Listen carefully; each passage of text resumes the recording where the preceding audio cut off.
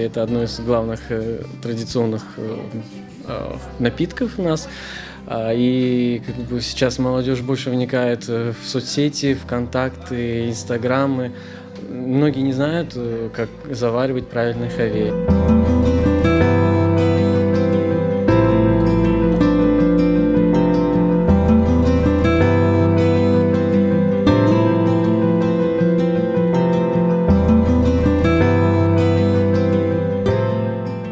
Кофе обязательно должен вариться на медленном огне. Если мы прибавляем огонь, да, или увеличиваем мощность, тогда кофе перекипает, и он теряет все свои полезные качества, весь аромат и весь вкус.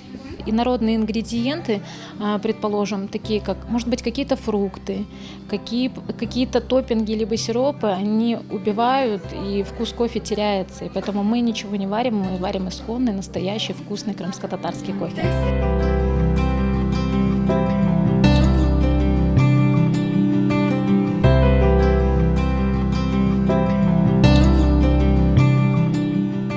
Адет бар, келин каве пиширгенде, о элбетте чыкмай одага, кудалар отылган одага Киевге түшеге кавени тикаран тузлай, бунен о таздыклай, яни өз разылыгын берет.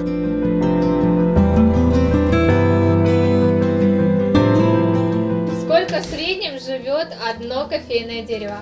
От 50 лет.